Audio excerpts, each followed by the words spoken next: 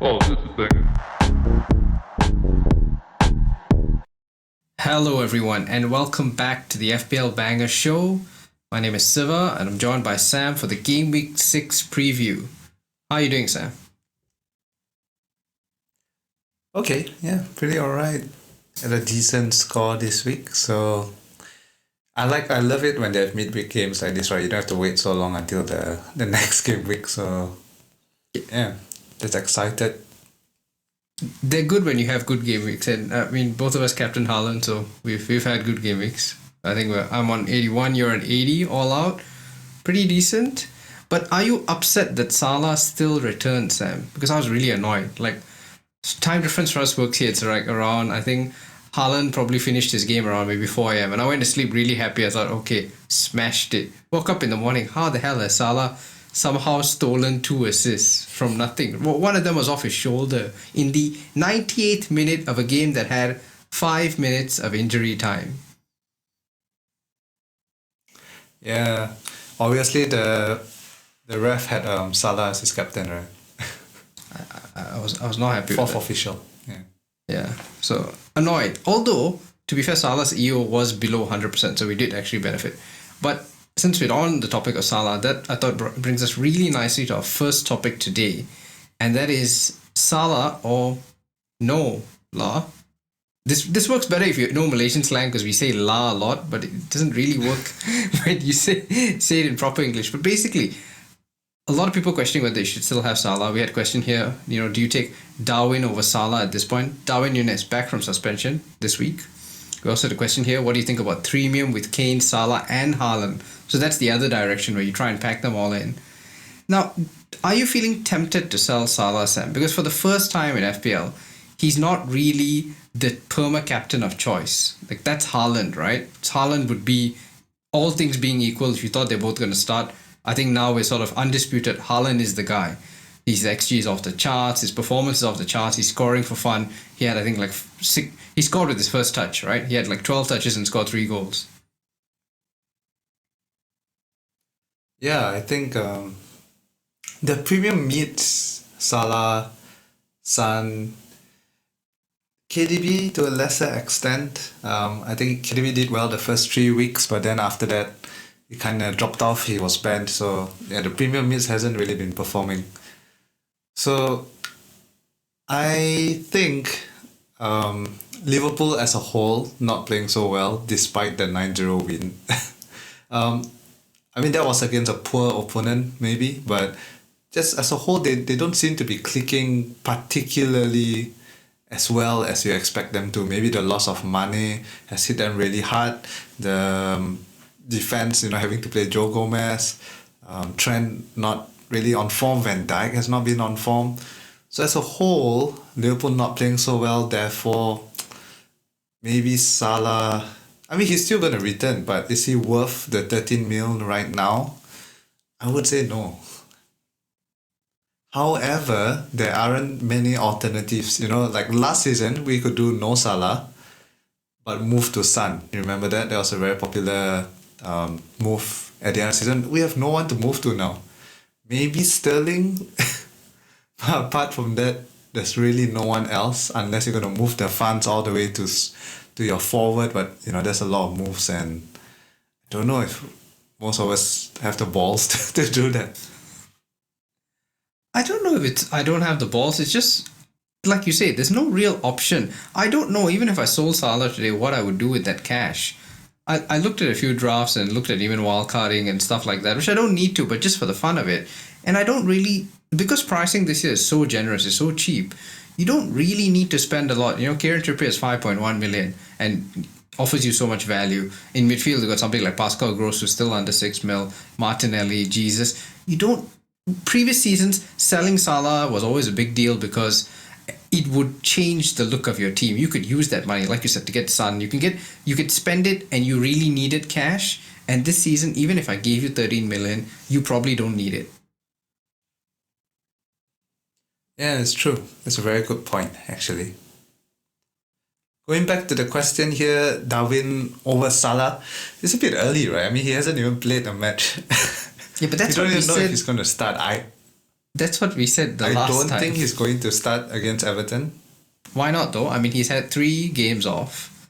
He's fully rested. And also you got to bear in mind, Liverpool is the early fixture. So we might get, team leaks and team news, especially if you're on Twitter and you follow everybody, you might find out. So let's assume that Darwin does start. Because I don't think that's unfair to assume, given the fact that Firmino played all the games while Darwin was out and might need a rest. They've got Champions League midweek against Napoli, so Everton's probably a good time to try and rotate the crop a bit and just freshen things up, because Liverpool, like you say, have looked a little sluggish, the 9-0 aside. So assuming Darwin Núñez starts, would you get him in this week? If I have confirmation, maybe. I am a big fan of Darwin, actually. I took a hit to bring him in game week 2. Did not work well for me. But aside from the red card, actually, I mean, he's been doing well. Even that game in particular, he was getting a lot of good chances. XG was off the charts, right? And then he ruined it with a red card. So I think the argument a lot of people are saying is that he's shown his temperament can be a bit temperamental. Do you want to throw him into a Merseyside derby, maybe the most intense game or one of the most intense games that Liverpool can play? So there's a big argument saying I think most people don't expect him to start, actually, not this week at least. Plus, Firmino has been playing so well, past few games. So I think from what I read, most people expect Darwin to come on as a sub and then get his first start back in the Champions League. But yeah, like you said, early kickoff, we may get more team news. Klopp may just come up and say, yep, he's going to start. And then we can think more concretely. The issue now is that you can't really get Darwin in unless you're going to sell a premium striker, or you have 2 free transfers, or you're going to take a hit or something like that. I wouldn't take a hit to bring in Darwin this week.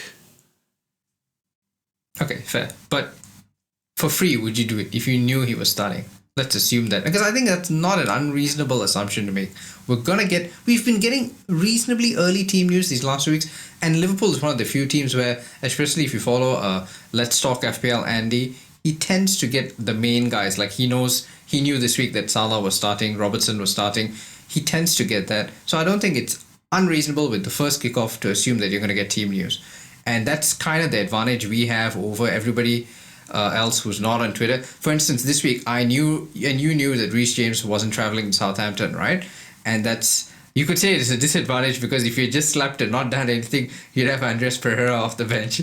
But nevertheless, knowing that free transfer, Darwin Núñez, I'm going to put you on the spot, Sam. I think if you have a free transfer, you can get to him for free, not a hit. I agree with you. A hit's probably too much. But for free and he's starting, I think you go for it. Yeah, as long as you're not selling Haaland for Darwin. Would you sell Kane for Darwin?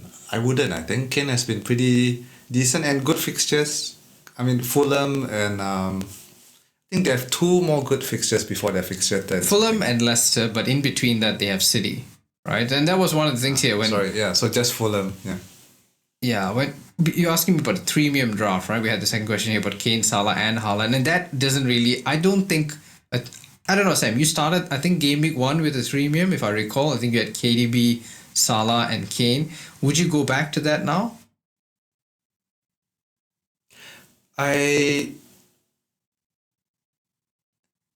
Okay, so if you remember at the start of the season, right, I did talk about like how defenses tend to take time to gel. Yeah. So, but in a long-term view, so right now, premium defenders are not doing well. Everyone's jumping off big at the back. But long-term, definitely, I think we will all go back in, once the teams start clicking, maybe they resolve their injury issues, we'll all go back in. But locking yourself with a premium now will make it very hard later on. So I think the lack of flexibility, especially unless you're going to wildcard, it's really hard to get the premium right now, Yeah. So, I don't think it's necessary to get a premium currently. I'm in agreement with you, because also if you start looking at underlying stats, I mean, people say we talk about stats too much, but just very quickly, right? If you you look at XGI, you can find this on FBref. It's free. It's pretty easy to look up, and you're just looking at best non-pen XG, so non-penalty XG plus expected assists. Top 10 players, kind of in line with who have been sort of the best FPL assets. Haaland, Jesus, Salah, Sterling has picked up, so it's sort of matching his numbers. Kane, Martinelli, Tony, Mitrovic, Gross, De Bruyne, Gundogan, Zaha, Harrison, Firmino. So all good FPL assets. Not many premiums, okay? You've got Haaland, Salah and Kane, but you've got so many cheaper ones amongst them. Martinelli and Kane have the same stats, right? XG and XA.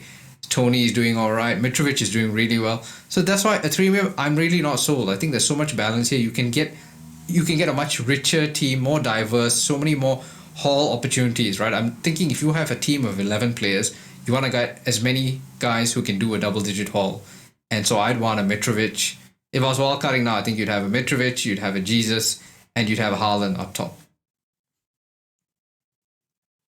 Yeah, I think especially since the premiums, like you say, and like the stats are showing, they're not exactly lighting the world, on fire. Even Kane, right? So they mentioned Kane in a premium, but honestly, he hasn't been doing excellent. Let's put it that way, right? I mean, he's been scoring. He has 4 goals, but still, 2, 8, 6, 10, 5. It doesn't kill you not to have him. You know what I mean? So not really a must own right now. I think aside from Haaland, right, none of the premiums are really, a must own per se. Yeah, I'm in agreement with that. And I think if you're going to say you want to go for a premium draft, the premiums need to be doing so well that basically you need 3 Haalands, right? Because Haaland is way above everybody here. You need 3 people on those levels to then justify going for a premium. And I think Haaland and Salah, as you can see, Salah, for all the sort of hesitation, is still doing a pretty decent job with his stats. Maybe not as emphatic as he used to be, but I think that's just because Haaland's just making him look like an ordinary person again. Yeah. Like you said, with a premium, you're locking so much of your budget in just so few players. You need them to really return. It's not really the smart way to play right now. Yeah, in agreement with that. But let's talk about time to attack, because we're in a very narrow window here. We've been talking about Game Week 9 wildcard a lot on Twitter and everywhere. The reason for that being you have an international break between Game Week 8 and Game Week 9. And there's a big fixture string there for a lot of teams, particularly Arsenal, whose really good run of fixtures sort of come to an end and they start playing all the top 6 teams. So I've been looking, and I don't know about you, Sam, but I've looked at all my transfers in sort of 3-week windows now. Like, I'm not thinking beyond Game Week 8. And so we had a question here from Vardy Boys. Would you sell Tony for the likes of Alvarez or Mitrovic, with the next 2 in mind? And how would a Game Week 6 wildcard draft look like? So just looking at fixtures over the next 3, right? And teams that you sort of expect to get maximum points out of here. Assets, I just came up with the list here, right? City, Liverpool, Chelsea, guys like Alvarez, Darwin, Sterling, Welbeck. I think Danny Welbeck, since he was rested this week, somebody to look at. They play Bournemouth in Game Week 7. Alexander Isak was amazing. Which name sort of screams out to you, Sam? Not the typical ones, because we know all the main premiums we already have, like Jesus and Martinelli, but guys who aren't already commonly owned. Why is Gibbs White here, man? Aside from Gibbs White, I don't know about Alvarez. Minutes still a concern, although he did really well yesterday. Yeah. But still a big concern, so I wouldn't really jump on Alvarez. Darwin, if he's starting, I love Darwin, man. When he starts, he gets so many chances. I really like Sterling too, actually. I'm very strongly considering bringing Sterling in this week. West Ham and Fulham, those are good fixtures. Now, then Liverpool may be a bit tough. But yeah, not convinced on Welbeck. Gross though, he is looking good. I think he's, based on your chat that's now from FBref, he's 10th right now. Are all players for XG, XA combined. So it does look pretty good, right? Plus, I think with them signing a left back. He's now playing further up. Am I getting it right? I don't know. You're thinking about Trossard. No, Trossard is playing further left up. wing. Sorry, Trossard. Yeah, but I mean, so the attack has been gelling better, I guess, because Trossard has always been more of a natural attacker. So they're more dynamic up top, which presents better opportunities for Gross too. Gross has actually always been kind of an underrated FPL asset, even the past few seasons. It's just that his minutes was always a concern. Yeah. Always, right? The only cons is that he seems to be off pants now. He used to be on pants, I think, but now Yeah. it seems McAllister. Alexis McAllister, yeah, classic Argentinian name. Yeah, so he's on pants now.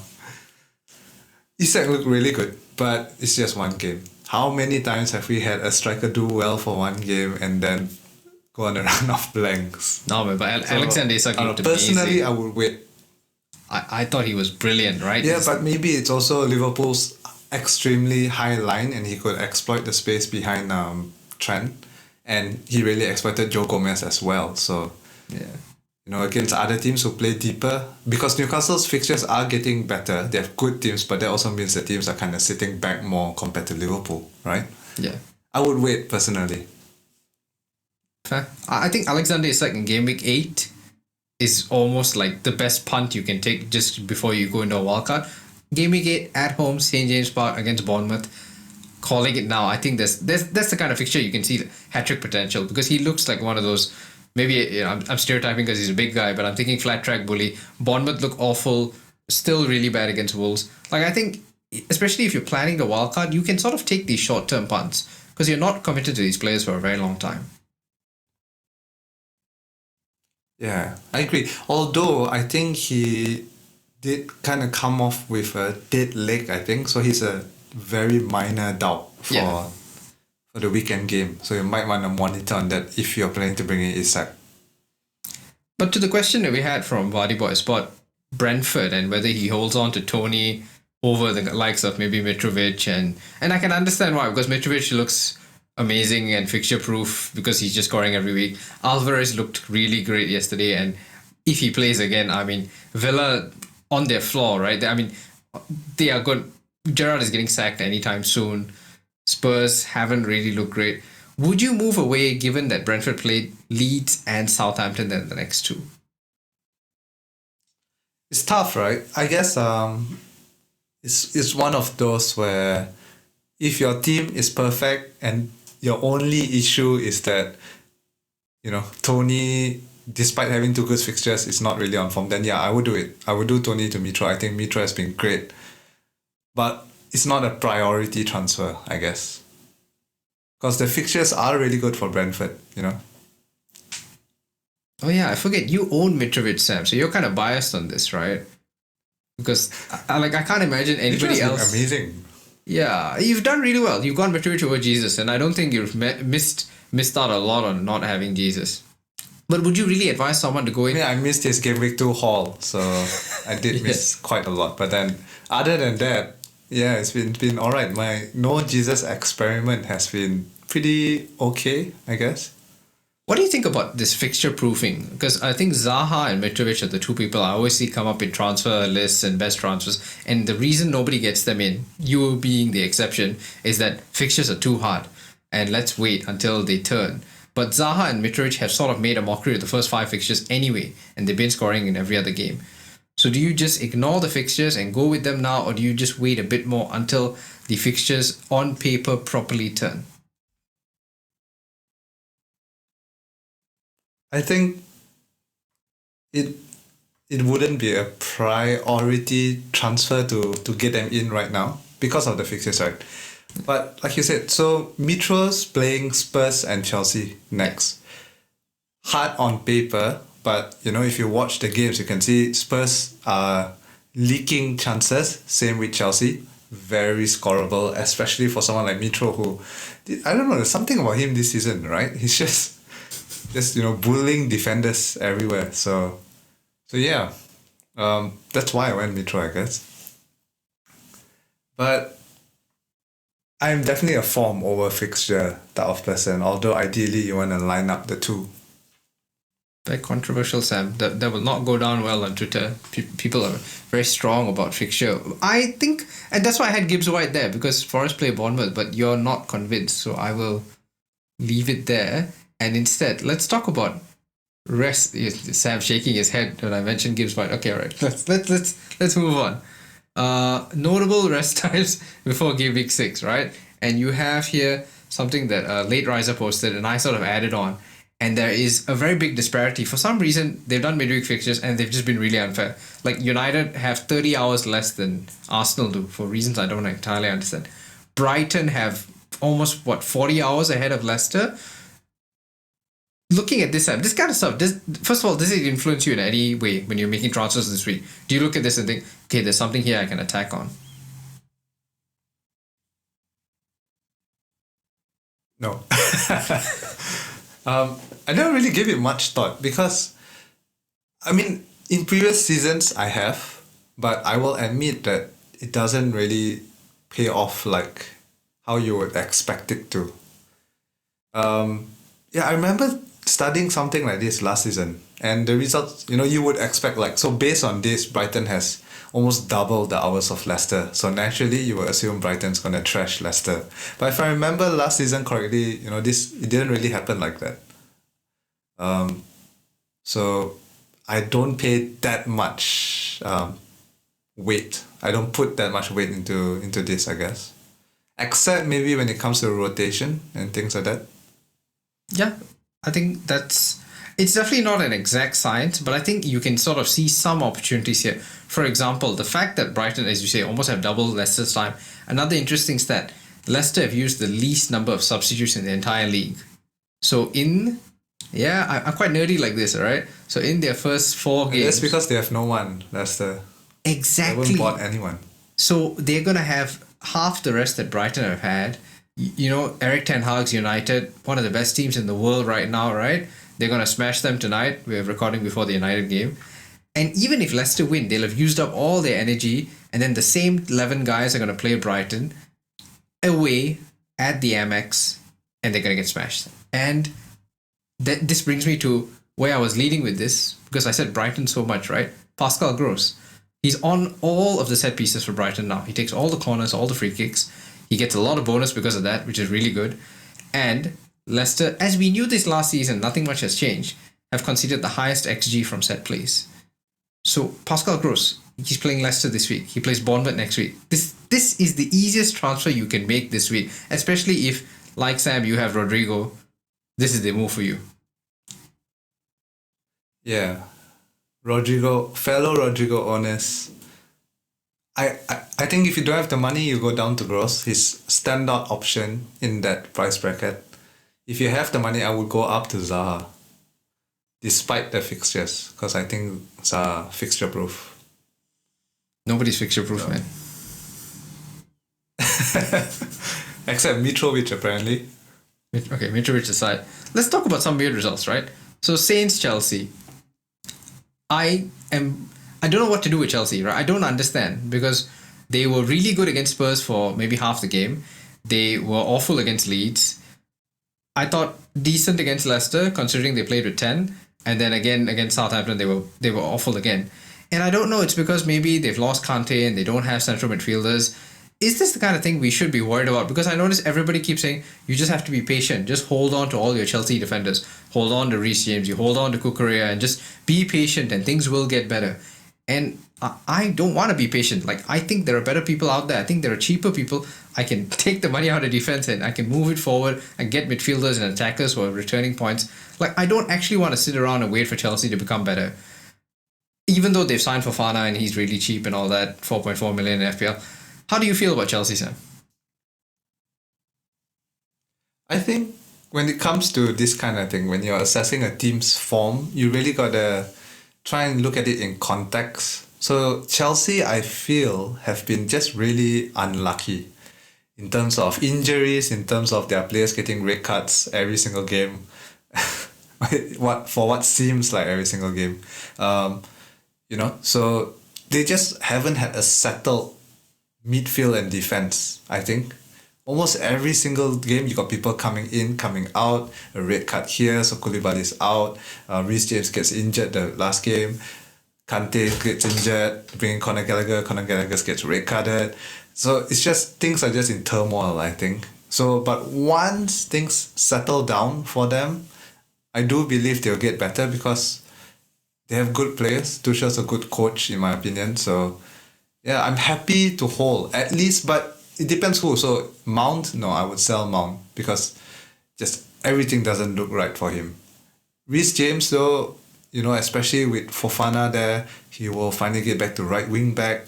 Whether they keep clean sheets or not, he's going to get attacking returns. So I'm happy to hold James. And the only other player right now I will get from Chelsea is Sterling, right? So only Sterling and James.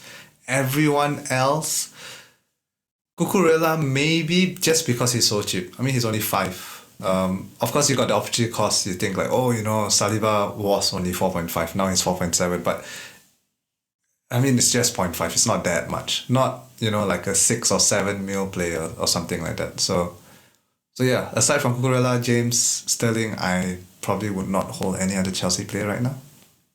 Okay, fair. I just think it's okay to be wary about them right now. Like I see a lot of people feeling they need to go and get back James this week because they sold him this week. And that's how I felt initially. I need to get James back in.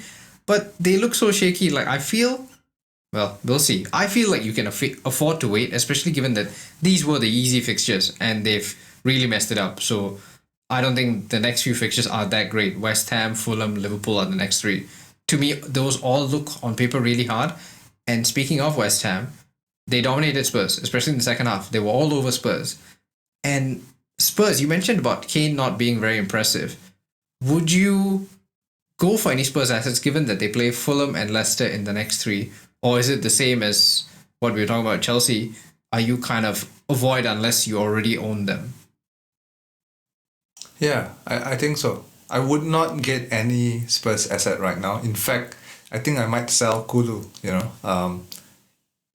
if not this week, maybe next week. So we'll see. But yeah, I'm just not so hot on Spurs right now. Even the defense, just, again, things maybe not clicking, but like I said, this is a common early season thing, 2 months down the line, when things start clicking, we're all going to be jumping back on all this, on the top teams again. Most likely, anyway.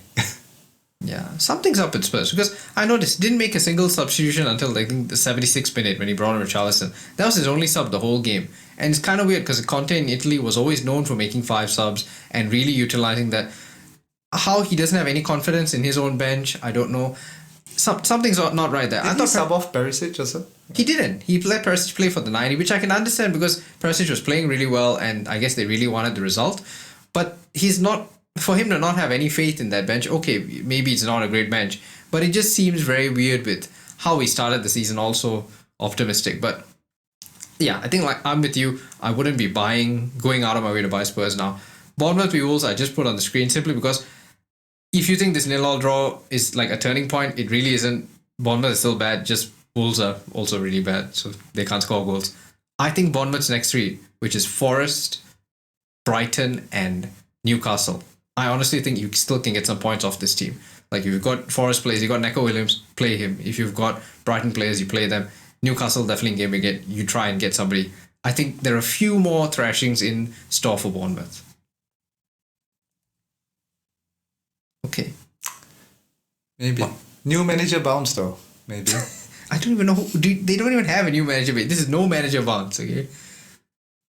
Interim manager, right? We were asked, to think about a wildcard draw for Game Week 6. I get kind of bored right now, right? All the wildcards, I mean, how much more can you improve? Sam, do you even feel like wildcarding this week? Like, would you... Like, I looked at this and this is the best team I can come up with. Maybe you change a few things here. Maybe you take out Darwin and bring in Zaha. Yeah. What else would you do? There's a significant lack of Mitrovic in this team. Okay, fair. You take out Darwin. I mean, Darwin for Mitrovic, yeah, fair enough. I'll take out Jesus for Mitrovic. Ooh.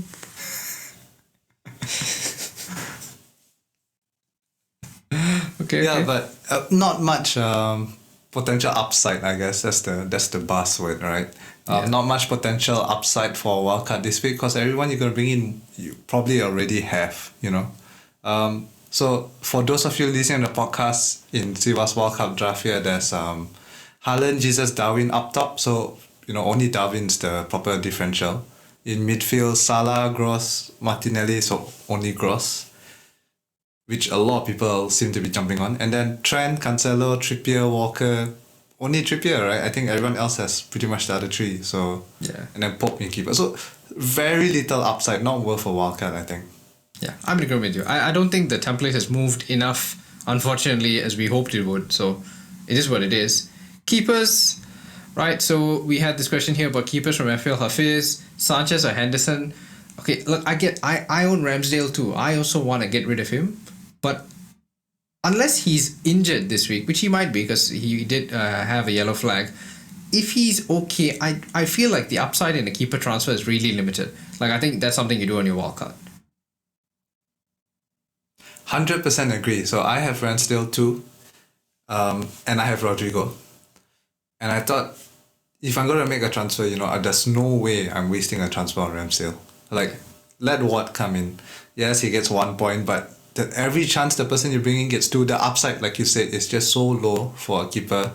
Not worth wasting a free transfer on. Even if he gets 0 points, then what's 0 compared to a 1 or 2 that someone else might get, that your replacement might get?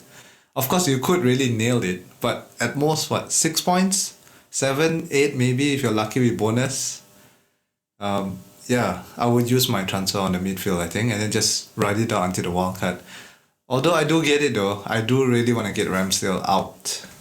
So I guess if your team is perfect, you have 2 free transfers and nothing else to use it on, then get rid of Ramsdale. Alright. And if your team is perfect, I mean, Sanchez or Henderson, for me, very easy. You go Sanchez because Henderson has saved 2 penalties. That's just not going to happen all season. Like, I know his penalty record is good, but like the math just doesn't check out for me. At some point, he's going to concede. His penalty record is like amazing, I think. He's only considered 1 of 5 penalties he faced or something like that. Like some insane kind of stat. But small sample size. So yeah, Forrest can't defend. England should bring him on, sub it in right before any penalty.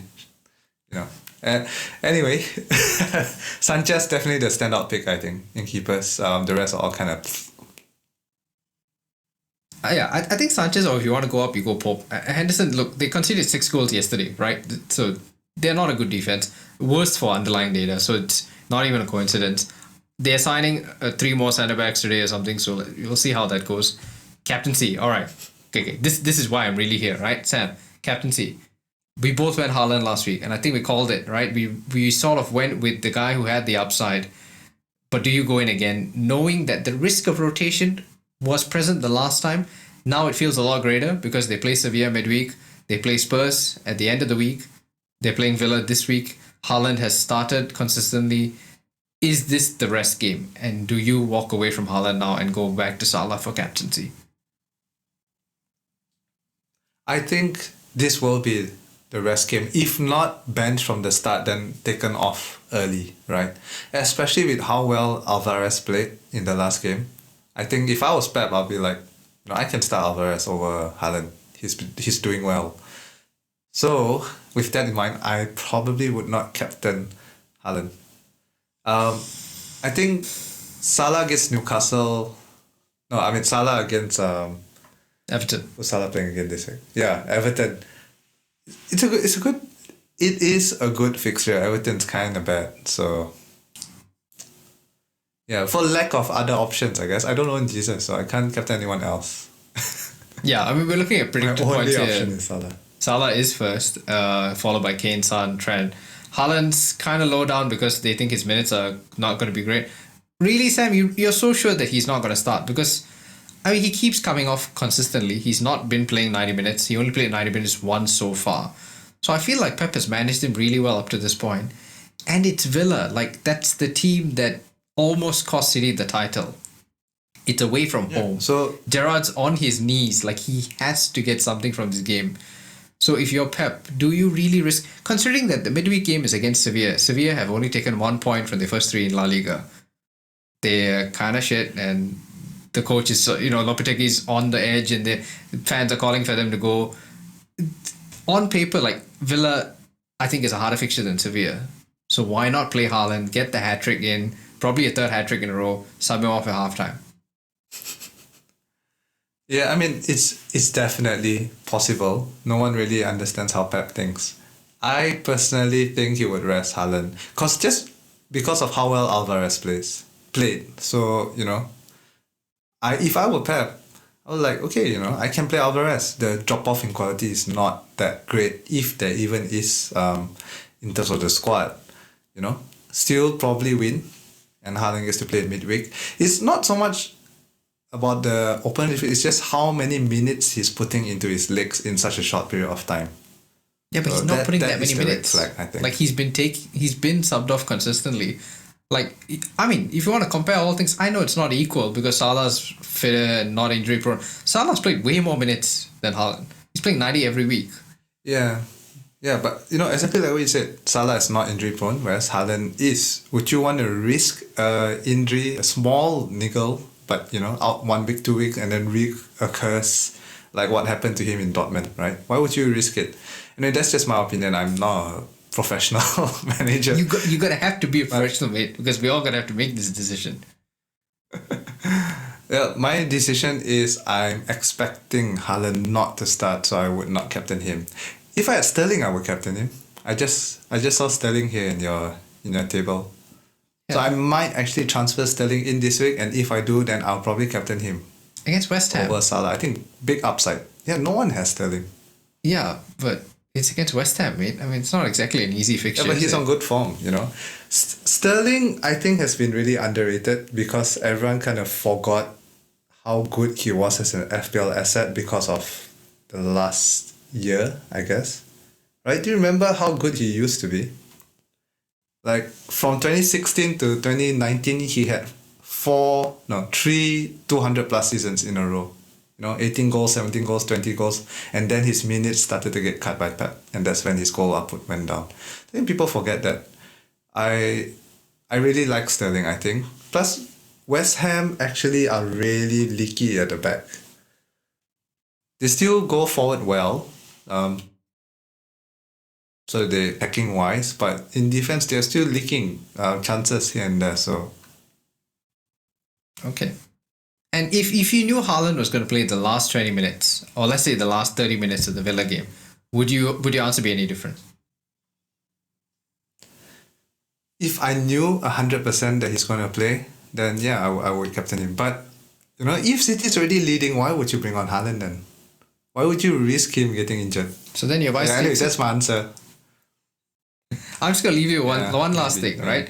There's only one guy I know who scored a hat-trick in 20 minutes off the bench. And that was Erling Haaland in his Bundesliga debut. So, I'll leave you with that. Anything else there? No, that's it. Okay. So, get those green arrows, guy, and we will see you next week for Game Week 7. Cheers. Bye.